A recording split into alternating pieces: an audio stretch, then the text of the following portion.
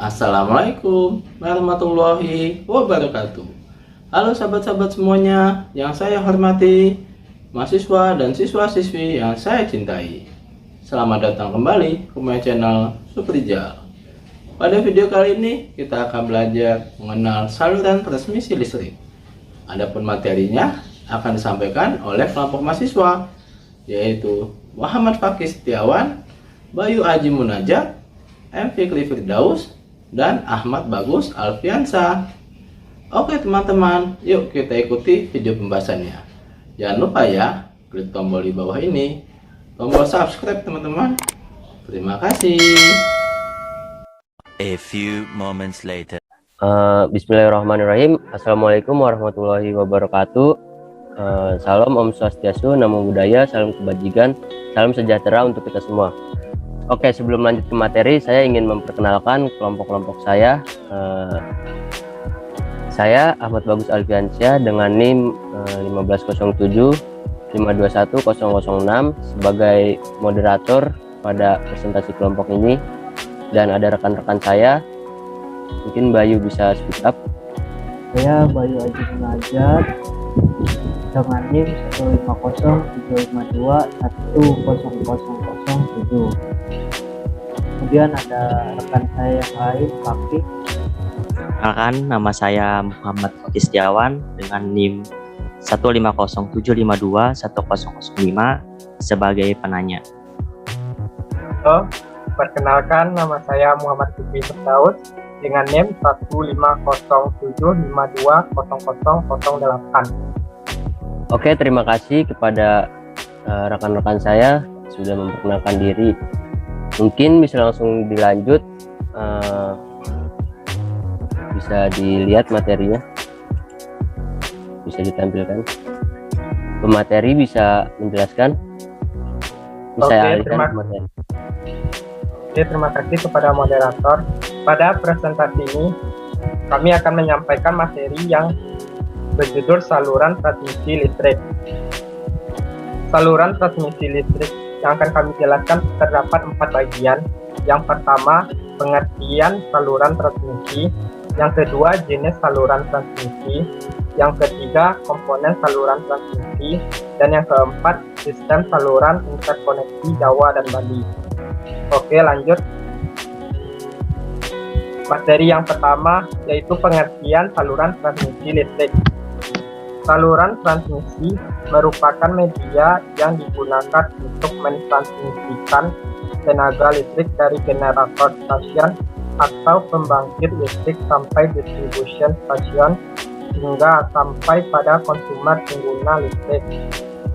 Tenaga listrik ditransmisikan oleh suatu bahan konduktor yang mengalirkan titik saluran transmisi listrik. Pada sistem tenaga listrik, jarak antara pembangkit dengan beban yang cukup jauh akan menimbulkan adanya penurunan kualitas tegangan yang diakibatkan pada saluran yang mengalami drop tegangan.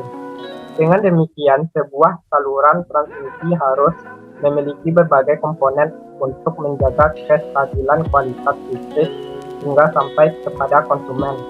Lanjut. Materi selanjutnya yaitu jenis saluran. Berdasarkan kapasitas yang disalurkan, saluran transmisi dibagi menjadi 3 bagian, yaitu yang pertama, saluran udara tegangan ekstra tinggi atau SUTET, saluran tenaga listrik yang menggunakan kawat telanjang atau konduktor di udara bertegangan nominal di atas 230 kV sesuai dengan standar di bidang ketenaga listrikan. Yang kedua, saluran udara tegangan tinggi atau SUTT. Pada saluran transmisi ini memiliki tegangan operasi antara 30 kV sampai 150 kV. Konfigurasi jaringan pada umumnya single atau double circuit dan biasanya digunakan untuk penghantar listrik antar wilayah. Yang ketiga yaitu saluran kabel bawah tanah atau underground kabel. Saluran transmisi yang menyalurkan energi listrik melalui kabel yang dipendam di dalam tanah. Kategori saluran seperti ini adalah favorit untuk pemasangan di dalam kota karena berada di dalam tanah, maka tidak mengganggu keindahan kota dan juga tidak mudah terjadi gangguan akibat kondisi cuaca atau kondisi alam. Lanjut. Selanjutnya yaitu komponen saluran transmisi.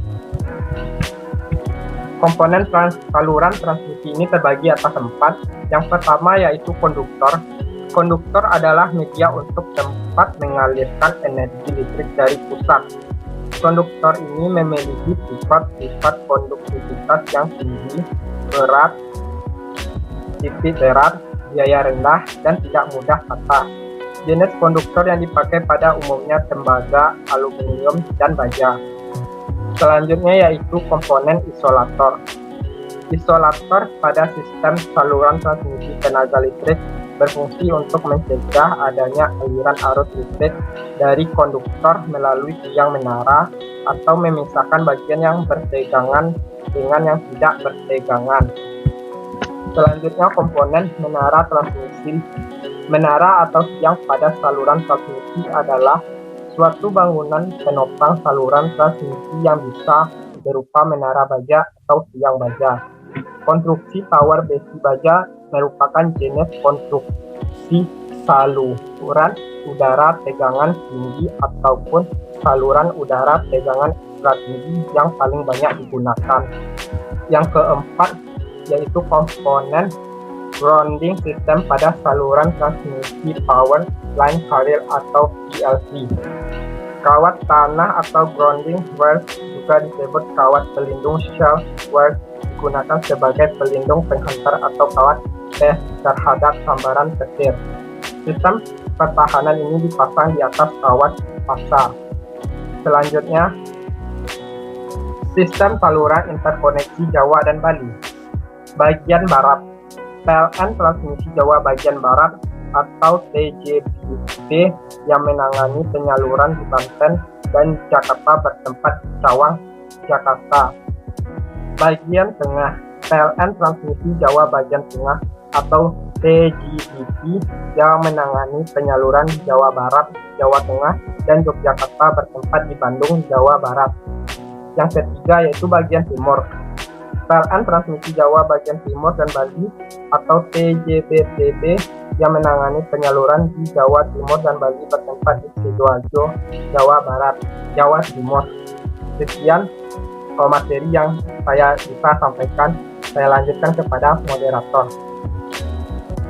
Ya, terima kasih kepada Saudara Fikri karena telah membawakan materi pada presentasi dengan sangat baik. Mungkin rekan-rekan sekalian ada yang ingin ditanyakan pada pemateri? Permisi, saya ingin bertanya. Assalamualaikum warahmatullahi wabarakatuh. Nama saya Muhammad Fakih Setiawan, ingin bertanya. Kan saluran transmisi tegangannya tinggi. Cara untuk memperkecil tegangan agar bisa dipakai oleh masyarakat menggunakan alat apa ya? Terima kasih kepada moderator. Ya, terima kasih kepada Saudara Fakih karena sudah bertanya. Mungkin Saudara Fikri bisa langsung dijawab. Baik, terima kasih kepada Fakih. Jawabannya mau saya jawab langsung atau nanti? Jawab langsung aja. Mau jawab langsung. Oke, dari pertanyaan tadi yaitu saluran transmisi itu memiliki tegangan yang tinggi. Untuk memperkecil tegangan yang bisa dipakai masyarakat menggunakan apa? Yaitu menggunakan transformator atau trafo. Bagaimana, Fakih? Baik, terima kasih kepada MVK Firdaus atas jawabannya. Baik, sama-sama. Lanjut pertanyaannya. Saya Bayu Aji Munajat ingin bertanya. Kan saluran transmisi itu ada beberapa jenis. Ada SUTT, ada SUTET. Itu perbedaannya apa saja ya? Mungkin ada teman-teman yang bisa menjawab pertanyaan Bayu tadi. Saya ingin menjawab pertanyaannya Bayu soal perbedaan SUTT sama SUTET. Oke, jawabannya itu saluran udara tegangan tinggi atau SUTT antara 70 kV hingga 150 kV digunakan untuk transmisi listrik antar wilayah. Sedangkan saluran udara tegangan ekstra tinggi atau SUTET antara 275 kV hingga 800 kV digunakan untuk transmisi listrik jarak jauh. Terima kasih atas jawabannya. Sama-sama. Baik, mungkin ada yang mau ditanyakan lagi atau cukup? Bagaimana? Ya tuh boleh teman-teman, kalau ada yang masih kurang bisa bertanya lagi mumpung materi kita ada di sini nih. Saya ingin bertanya lagi tentang menara listriknya. Untuk menara listrik, bahan konstruksinya mungkin terbuat dari apa saja? Kan menara listrik terbuat dari sesuatu kan karena tinggi dan butuh mengalirkan listrik yang dengan kekuatannya yang sangat-sangat tinggi gitu. Baik, terima kasih pertanyaannya Bayu. Bahan konduksi untuk menara listrik itu terbuat dari kayu, baja, aluminium, beton, dan kadang-kadang juga dari plastik yang diperkuat. Bagaimana Wahyu, apakah puas dengan jawabannya? Baik, terima kasih. Oke, apakah masih ada pertanyaan lagi? Oke, saya ingin bertanya kembali. Kekurangan dari saluran kabel bawah tanah itu apa ya? Kan pasti ada kelebihannya dan juga ada kekurangannya. Oke, terima kasih pertanyaan dari Fakih. Mungkin ada dari teman-teman yang bisa menjawab pertanyaan Fakih tadi. Baik, saya mungkin bisa menjawab. Untuk kekurangan dari saluran kabel bawah tanah, mungkin karena di bawah tanah dan cukup lemak. Mungkin untuk dari kekurangan saluran bawah tanah berada dalam sektor biayanya yang cukup mahal dikarenakan harus membuat lubang di bawah tanah dengan kabel-kabelnya. Tetapi keuntungannya juga untuk di perkotaan, kabel-kabel seperti itu tidak terlihat seperti yang di atas dengan tiang, jadi memperindah kota juga. Mungkin itu jawaban dari saya. Oke, baik, terima kasih Bayu Aji Munajat atas jawabannya. Oke, mungkin cukup pertanyaannya dan sudah dijawab jelas juga oleh pemateri tadi. Mungkin kepada pemateri ada yang ingin disampaikan? Baik, dari materi yang saya sampaikan tadi, terdapat kesimpulan yaitu saluran transmisi listrik ini terbagi atas tiga: saluran udara tegangan ekstra tinggi, dan saluran udara tegangan tinggi, dan saluran kabel bawah tanah. Dan saluran ini dapat digunakan pada sistem saluran interkoneksi Jawa dan Bali. Mungkin sekian dari saya. Saya lanjutkan pada moderator.